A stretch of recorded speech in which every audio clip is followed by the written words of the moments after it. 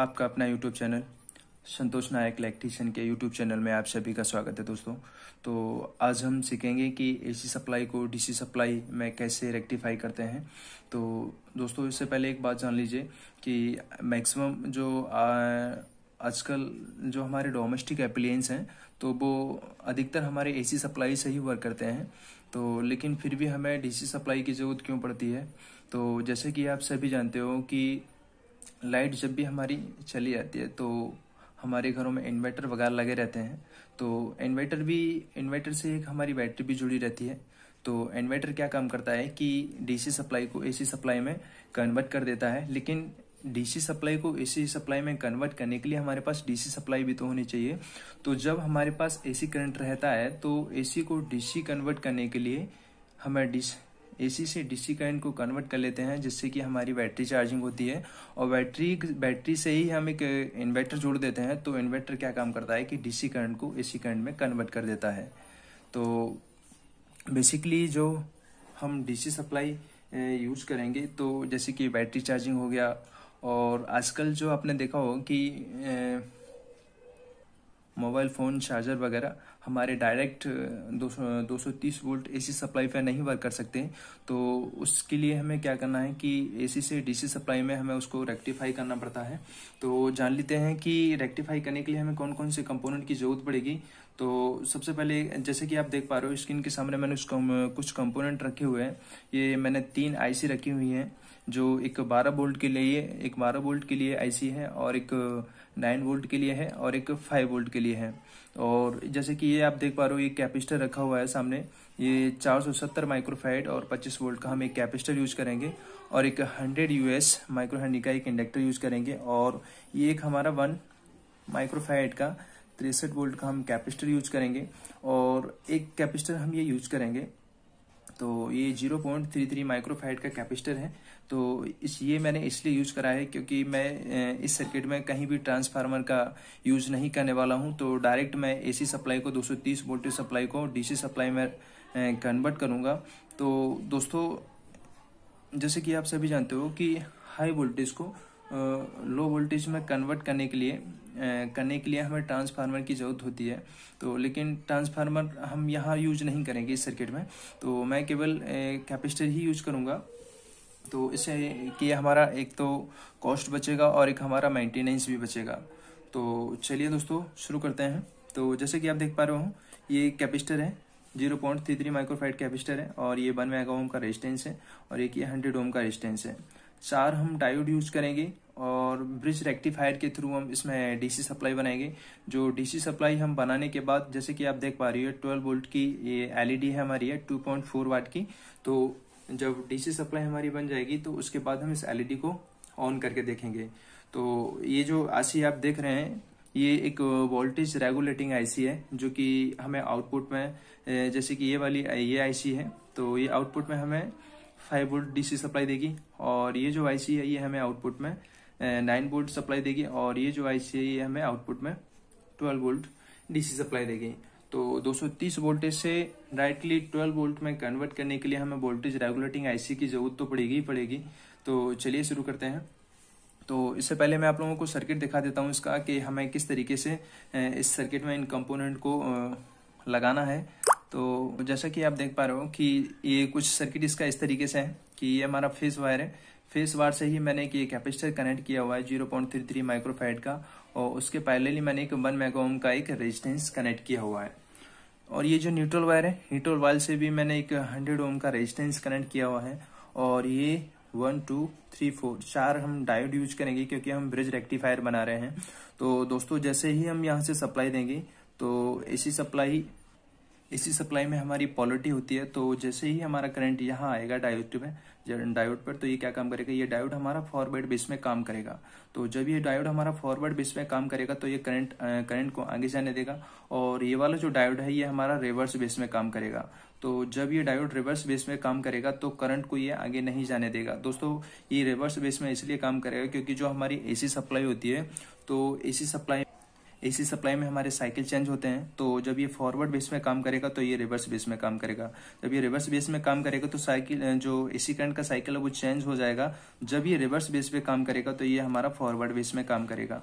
तो इस तरीके से ये डायोड हमारा एसी सप्लाई को डीसी सप्लाई में रेक्टिफाई करेगा। और आगे हमने कुछ ये कैपेसिटर लगा रखा है, इसमें कैपेसिटर और इंडक्टर यूज कर रहे हैं। तो ये क्या काम करेगा कि इसमें जो भी रिपल वोल्टेज होगा तो ये रिपल वोल्टेज को रिड्यूस करेगा और डीसी सिग्नल को ये पास करेगा और ये डीसी सिग्नल को ये ब्लॉक करके रखेगा। जैसे कि आप देख पा रहे हो, ये मैंने 7812 मैंने आईसी लगा रखी है, जिसमें जो आईसी मैं आपको दिखा देता हूँ। आईसी जैसे कि आप देख पा रहे हो, तो ये हमारी जो लैग है इसमें 3 लैग है। एक इनपुट की है, ये बीच वाली क्या कहते हैं न्यूट्रल पॉइंट के लिए है, और ये जो वाली पेन है साइड वाली, ये हमारी आउटपुट के लिए है। तो ये जैसे कि आप देख रहे हो, मैंने एक वायर से कनेक्ट किया हुआ है, तो ये आउटपुट के लिए है और ये इनपुट के लिए है। तो चलिए सर्किट डायग्राम के अनुसार हम कंपोनेंट को कनेक्ट करते हैं एक बोर्ड में एक एक कर। तो सबसे पहले हमें एक कैपेसिटर है, तो इस कैपेसिटर को हम ब्रेडबोर्ड में इंसर्ट करना होगा। तो जैसे कि आप देख पा रहे हो, मैं इसको ब्रेडबोर्ड में इंसर्ट कर लेता हूँ। तो ब्रेडबोर्ड में मैंने इसको इंसर्ट कर दिया है। अब इसके बाद हम क्या करेंगे, एक 1 मेगा ओम का रेजिस्टेंस लेंगे और 1 मेगा ओम का रेजिस्टेंस को हम इसके पैरेलली हम ऐसे कनेक्ट करेंगे। तो जैसा कि आप देख पा रहे हो, मैंने रेजिस्टेंस को कनेक्ट कर दिया है। ये फेस पॉइंट के लिए है और न्यूट्रल पॉइंट के लिए जो हमारा न्यूट्रल वाला वायर होगा तो उसको हम यहाँ से कनेक्ट करेंगे। तो न्यूट्रल वायर के लिए हमने एक ये रेजिस्टेंस जो 100 ओम का रेजिस्टेंस है, तो उसको भी मैंने कनेक्ट कर दिया है। ये रेजिस्टेंस हमने कनेक्ट करने के बाद अब हम क्या करेंगे कि ये जो आप डायोड देख रहे हो, ये डायोड इस ब्रेडबोर्ड में कनेक्ट करेंगे। तो चलिए ब्रेडबोर्ड में डायोड को कनेक्ट कर लेते हैं। आप देख पा रहे हो कि मैंने चारों डायोड को मैंने किस तरीके से कनेक्ट किया हुआ है। अब हम डायोडों को क्या करेंगे कि एक वायर से अब हमें क्या करना है कि ये जो दोनों टर्मिनल है, ये एनोड साइड है डायोड की और ये कैथोड साइड है। तो इन दोनों डायोडों को हम शॉर्ट करेंगे एक वायर की सहायता से, आगे भी और पीछे भी। तो चलिए पहले कनेक्ट कर लेते हैं। जैसा कि आप देख पा रहे हो कि मैंने दोनों वायर किस तरीके से कनेक्ट कर दिए हैं। ये दोनों साइड मैंने शॉर्ट कर दी हैं और ये आउटपुट के लिए एक वायर यहाँ से निकाला है और एक आउटपुट के लिए यहाँ से निकाला है।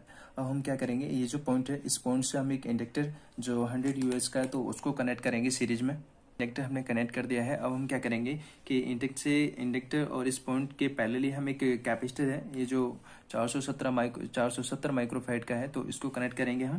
तो ये जो पट्टी वाली साइड है ये नेगेटिव साइड है और ये वाली पिन है ये हमारी पॉजिटिव पिन है। तो चलिए इसको कनेक्ट कर लेते हैं। तो जैसा कि आप देख पा रहे हो, मैंने कैपेसिटर भी इसको कनेक्ट कर दिया है। अब हम क्या करेंगे, एक 1 माइक्रोफैराड का कैपेसिटर लेंगे और उसको भी हम ब्रेडबोर्ड में कनेक्ट करेंगे। तो कैपेसिटर भी हमने इसमें कनेक्ट कर दिया है। अब हम क्या करेंगे कि जो हमारी वोल्टेज रेगुलेटिंग आईसी है, तो वोल्टेज रेगुलेटिंग आईसी हम ब्रेडबोर्ड में कनेक्ट करेंगे। ये जो पिन है, ये इस पिन से हम इनपुट देंगे रेगुलेटिंग जो आईसी है।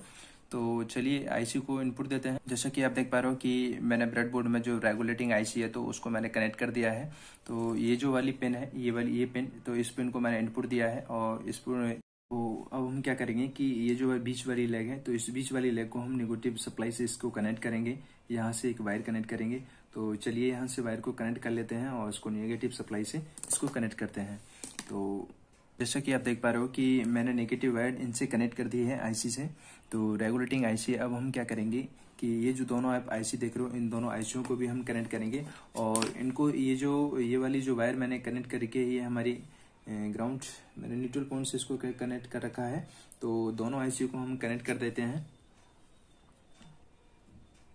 तो मैंने न्यूट्रल पॉइंट इसको ऑलरेडी मैंने कनेक्ट कर दिया है वायर से एक। अब हमें क्या करना है कि ये जो पॉइंट, ये जो रेगुलेटिंग आईसी है, तो इस पॉइंट से हमें क्या करना है, इन सभी आईसीओ को इनपुट देना है। एक वायर कनेक्ट करेंगे तो इस आईसी को इनपुट देंगे और एक वायर और कनेक्ट करेंगे, वो ये जो हमने आईसी लगा रखी है, इस आईसी को हम कनेक्ट करेंगे, इनपुट देंगे।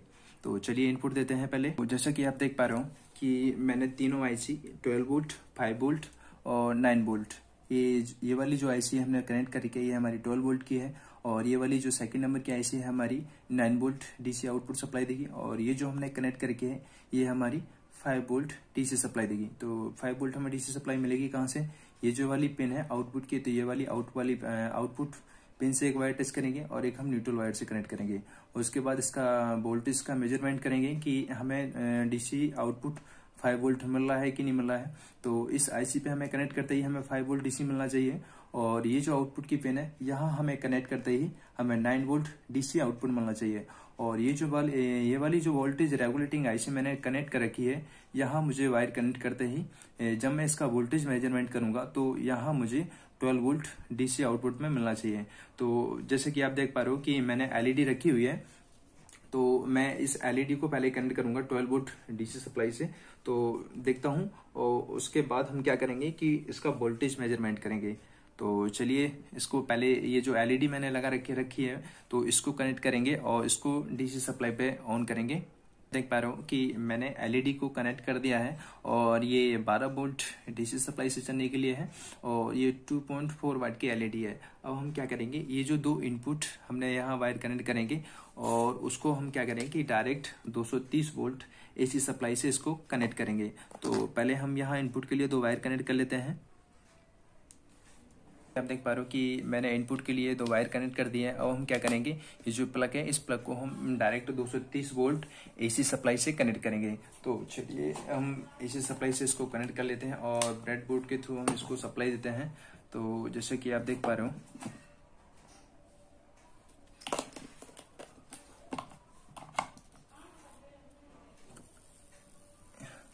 जैसे कि आप देख पा रहे हो दोस्तों, मैंने डायरेक्ट इसको 230 वोल्टेज एसी सप्लाई से इसको कनेक्ट कर दिया है और आउटपुट में हमारी एलईडी लगी हुई है। तो एलईडी हमारी जो लगी हुई है तो वो ब्लिंक हो रही है। अब हम क्या करेंगे कि जो सेकंड नंबर की आईसी लगा रखी है हमने, ये हमारी 12 वोल्ट डीसी सप्लाई आउटपुट दे रही है और ये हमारी 9 वोल्ट। तो अब हम क्या करेंगे, इस एलईडी को रिमूव करेंगे यहाँ से और ये 9 वोल्ट डीसी सप्लाई से इसको कनेक्ट करेंगे। तो देखेंगे कि एलईडी ऑन हो रही है कि नहीं हो रही है। हमें करना क्या है, केवल दोस्तों ये वाली वायर है न्यूट्रल वाली, तो इसको न्यूट्रल से ही कनेक्ट रहने देना है। एक वायर हम लेंगे, ये वाली वायर को हम निकालेंगे यहाँ से और क्या करेंगे कि ये जो 9 वोल्ट की जो बैटरी है तो इसके हम आउटपुट से हम इसको कनेक्ट करेंगे।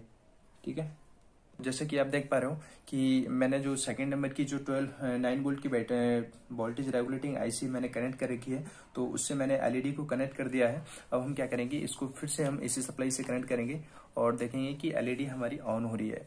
तो चलिए दोस्तों, अब हम क्या करेंगे, एलईडी को रिमूव करेंगे, एलईडी को हटाएंगे और वोल्टेज इसका मेजरमेंट करेंगे मल्टीमीटर के थ्रू कि आउटपुट में जो यहाँ हमारा वोल्ट 12 वोल्ट मिलना चाहिए और यहाँ हमारा 9 वोल्ट और इस आईसी पे हमारा 5 वोल्ट डीसी आउटपुट मिलना चाहिए। तो चलिए दोस्तों अगर आप लोगों को, तो उम्मीद करता हूँ कि आप लोगों को एसी से डीसी सप्लाई बनाना जो माइंड में डाउट होगा तो वो सारा क्लियर हो गया होगा। तो अब हम क्या करेंगे दोस्तों, इसका वोल्टेज मेजरमेंट कर लेते हैं। तो दोस्तों ये है हमारा मल्टीमीटर। तो मल्टीमीटर को पहले हम ऑन करेंगे और इसको डीसी सप्लाई पे सिलेक्ट करेंगे। तो जैसे कि आप देख पा रहे हो, मैंने 20 वोल्ट डीसी सप्लाई पे इसको सेलेक्ट कर दिया है। अब हम इसका वोल्टेज मेजरमेंट करेंगे कि कितना आउटपुट में हमें वोल्टेज मिल रहा है। तो सबसे पहले हम ये जो 12 वोल्ट की बैटरी है वो रेगुलेटिंग आईसी है, तो हम न्यूट्रल किसी भी एक पॉइंट पे न्यूट्रल कनेक्ट कर लेते हैं और एक वायर हम यहाँ आईसी के आउटपुट में कनेक्ट करेंगे। तो आप जैसे कि आप देख पा रहे हो कि 12.1615 या 17 वोल्टेज हमारा डीसी आउटपुट में मिल रहा है। अब हम क्या करेंगे कि ये जो वायर है इस वायर को हम क्या करेंगे, ये जो सेकंड नंबर की आईसी है वोल्टेज रेगुलेटिंग आईसी, तो सेकंड नंबर की आईसी के हम आउटपुट से कनेक्ट करेंगे। तो जैसे कि आप देख पा रहे हो कि मैंने जो सेकंड नंबर की आईसी है तो उसे मैंने कनेक्ट कर दिया है। तो ये जो आउटपुट में ये आईसी हमें दे रही है 9.12 वोल्ट हमें डीसी आउटपुट में दे रही है। अब हम क्या करेंगे, ये जो हमने तीसरे नंबर की ये जो आईसी कनेक्ट कर रखी है, अब हम इसका आउटपुट चेक करेंगे और देखेंगे कि ये आईसी हमें आउटपुट में कितना वोल्टेज दे रही है। तो जैसे कि आप देख पा रहे हो कि ये हमें 5.09 वोल्ट डीसी आउटपुट में हमें डीसी सप्लाई दे रही है। तो दोस्तों कैसा लगा हमारा वीडियो आपको, तो कमेंट करके हमें जरूर बताइएगा कि आपको एसी से डीसी सप्लाई बनाने में अगर कोई भी प्रॉब्लम आती है या दिक्कत आती है तो आप हमें डायरेक्टली कमेंट करके पूछ सकते हैं, डायरेक्टली बात भी कर सकते हैं। तो दोस्तों जो मोबाइल फोन या सेल फोन चार्जर वगैरह होते हैं तो वो आउटपुट में हमें 5 वोल्ट डीसी सप्लाई से ही वर्क करते हैं। तो क्या करते हैं कि जैसे कि मैंने इस आईसी को यहाँ लगा रखा है, तो ये आईसी हमारी आउटपुट में 5 वोल्ट डीसी सप्लाई देगी। तो इस आईसी के आउटपुट से और ये जो न्यूट्रल पॉइंट है, इस पॉइंट से हम क्या करेंगे, एक जीना डायोड कनेक्ट करते हैं। जीना डायोड जो कि फिक्स रहता है, हमें आउटपुट कितना वोल्टेज चाहिए, जैसे कि हमें 5 वोल्ट चाहिए, तो हमें वो जो 5 वोल्ट से अगर डीसी सप्लाई अगर कहीं ज्यादा आ गई तो जीना डायोड हमारा उसको मेंटेन करके रखेगा।